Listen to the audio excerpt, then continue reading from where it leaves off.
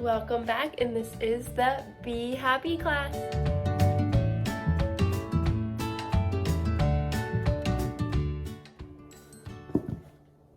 So, I'm a little stuffy in my head, so if I sound different, that's why. But I'm taking today to talk about the last week of summer school and the things that I planned and we did that brought personally my love of creativity and teaching together and made me love the teaching experience again. Schools have come very hard curriculum and lesson planning, and this was a bit more relaxed with summer school. And so I wanted to talk about that last week that I put more heart and soul into it to say a goodbye and give the kids all I had for them. So we're going to start with Monday. Well, first of all, summer school ran from Monday to Thursday from 9 to 11:40-ish. So on Monday, we read the book, I already forgot. No, I didn't. Rosie Revere, the Engineer, and I'll put that here, the cover.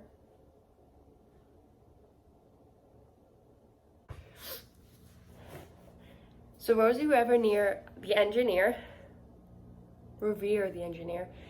is one of my all-time favorites for STEM-related activities in the classroom, talking about growth mindset, perseverance, and my copy's upstairs of all books.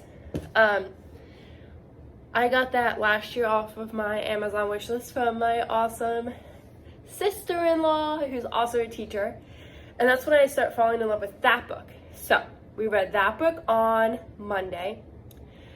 We talked about it, and then Monday we built a helicopter. I'm going to insert pictures, a video right here showing you what the helicopters were. So we used brain flakes, and the school provided them for summer school. However, I fell in love with them and I bought them from the Dollar Tree, which I have right here. So I made a STEM bin. So they just look like this, little cubes, and they come in all different colors. They're all fell out. And then my school provided like a massive bin of them, I guess a normal size.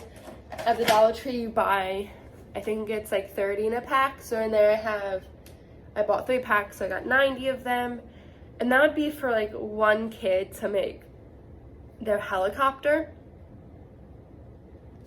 So that is something I might work on in the future to extend and build on, but STEM bins are expensive. Anyway, so for summer school, being able to be supplied the materials, we built a helicopter out of them. They got so creative. When I tell you, I was very doubtful of what would come out of it. It was astonishing. And we talked about what goes on an airplane or on a helicopter. So I showed them a picture of a drawn one, and they drew a helicopter. Because I find that letting them just go like full force in isn't the best approach. Letting them slowly walk the steps. So we saw the helicopter she made out of random supplies. Then I showed them a picture of a drawn helicopter, very simple. And then I let them draw it. And then once they were finished, so I let them decide when they were finished their drawing, they then made it themselves. And most importantly, we talked about what has to be on a helicopter, right? Because the most common question, answer, comment I get is, Miss Whitelock, I can't draw that. I can't make that. I know, and that's why we're doing it, because I want them to explore their creativity side. So that was an awesome project for them to do, and it really opened my eyes to say, hey, Miss Whitelock, these kids can do more than I believe, and so I need to set my expectations higher. So then on Tuesday we came in and we read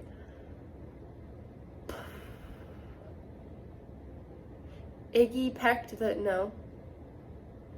read the next book. I'll put that photo here, The Scientist. And that day we ended up going outside to play. I got together with the other first grade teacher, and after COVID, one of the most important things they can do is get out and play, and it was a nice day. So we went and took our classes outside, and I pushed all of my craft activities to the next day. So then the next day, Wednesday, all right, so this is a little better view, not too much better.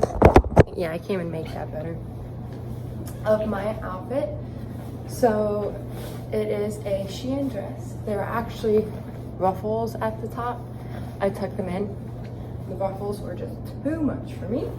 And then I have some Air Force Ones on called the Princess Charm Air Force, so you can Google that. And then, dresses from Shein. And then the headband is from is from Shein as well. That is actually all my outfit is, and an Apple Watch, because that's all I know how to wear. We came in, what did we do? We read Iggy Peck, the Architect, and we talked about, once again, perseverance, things you can do, you can't do, and why someone might tell you to stop doing something when it's not harmful. And so we read that book, and at the end of it, I gave them cups, like little baby paper cups, and then I gave them popsicle sticks, and I let them build bridges, and their bridges did not turn out as expected, but I made them work. So there were 6 of them that day, and I made them work as a team in a community. So they drew out their whole little town, they had a robot in it, whatever they wanted, and then together they had to build the bridges to go where they wanted it. And that was the most important thing, was that teamwork, because oftentimes we're so forced into curriculum that we forget working together is probably the most important thing of any job ever. They worked together to build their bridge. Then the final day, last day of summer school, Thursday, we read the book Secret Pizza Party, because that day we threw a secret pizza party for them, and they didn't know about that. However, the activity for that day was building with trash, and when I told them that, they were disgusted, and that is okay. We talked about it on Monday with the Rosie Revere engineer, because she built with trash, and I talked about how we find clean trash. She doesn't have money. We don't have money to supply these really cool technologies. So we build with trash too, and look at the cool things she can make. And so they built with trash. I will post some videos right here about it. Astonished. One tried to build a bridge catapult. A lot of them were building puppets, but they amazed me. They loved every minute of it, and they spent over an hour. They would have spent more if they could have, on making their trash to treasure items. And I just love seeing them get creative, because oftentimes I can't just give my 25 children supplies and say go at it. But when there's only 6 of them, it's so much easier to allow that exploration and curiosity thrive. Now, of course, I did not just do that. This whole week we had our reading curriculum, we had math curriculum, but I just wanted to talk about what we did this week as a whole, because I thank think, whoa, weird. I think that it can be incorporated anytime throughout the year. If you have a STEM class that you have to teach, I know my student teaching time, I had that.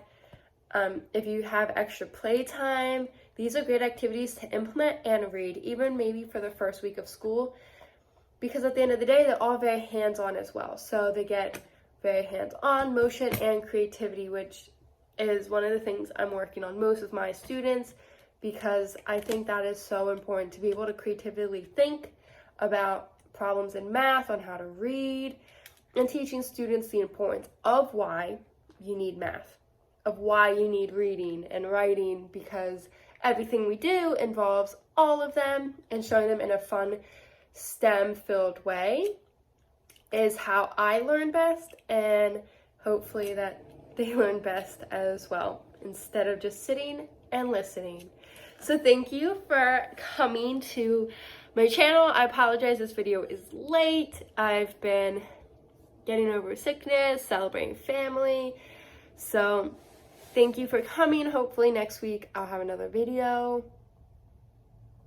Not even sure. But I'm going to be back in my classroom in 2 weeks, almost 2 weeks, a little over that. So thank you for coming to the Be Happy class. Here, say hi to the cow. He's back there. To Happy the cow. And I hope to see you later, and maybe for my classroom setups. Have a beautiful one.